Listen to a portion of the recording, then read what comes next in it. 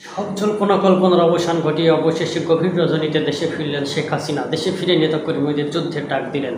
খুব শীঘ্রই এবার লড়াই হবে সমন্বয়ক, উপদেষ্টা এবং আওয়ামী লীগ। আবারও বিজয়ী হবে আওয়ামী লীগ এবং আবারও তারা ক্ষমতার মসনদে বসে সাধারণ জনগণকে টিয়ে পাছার ছাল তুলে দেবে। হ্যাঁ, এমনই নানান গুজব এবং বাজে সংবাদ ছয়লাভ হয়ে গেছে। তো সেই জায়গা থেকে রিয়াকশন সাদিক আপনাদেরকে সবসময় সঠিক তথ্য দিয়ে, সঠিক সংবাদ দিয়ে উৎসাহিত করে এবং আপনাদের মনকে শান্ত করে। কারণ আপনারা ভয় পান যে কখন কি ঘটে যাচ্ছে, কি হচ্ছে না হচ্ছে। শেখ হাসিনা ভারতে একজন উচ্চমানের ভিআইপির মর্যাদা পাচ্ছেন এবং সেই সঙ্গে তিনি ইন্টারনেট ব্যবহার, যাতায়াত সহ বিভিন্ন সুযোগ সুবিধা ভারত থেকে নিচ্ছেন বা পাচ্ছেন।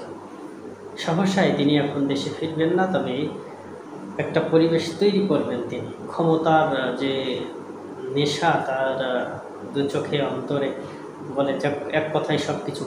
তো তিনি অবশ্যই দেশে ফিরবেন এই অন্তর্বর্তীকালীন সরকার ব্যর্থ হলে, এবং অন্তর্বর্তীকালীন সরকার ব্যর্থ হওয়ার পথেই তারা যে সকল সিদ্ধান্তগুলো নিচ্ছে সেগুলো অবশ্যই বুঝে শুনে নেওয়া উচিত ছিল। কিন্তু ইতিমধ্যেই এমন কিছু কাজ করেছে যেখান থেকে মানুষের হৃদয়কে তারা জয় করতে পারেনি, বরং হৃদয় থেকে তাদের নামটা উঠে যাচ্ছে, এমনটি আমরা জানতে পারছি।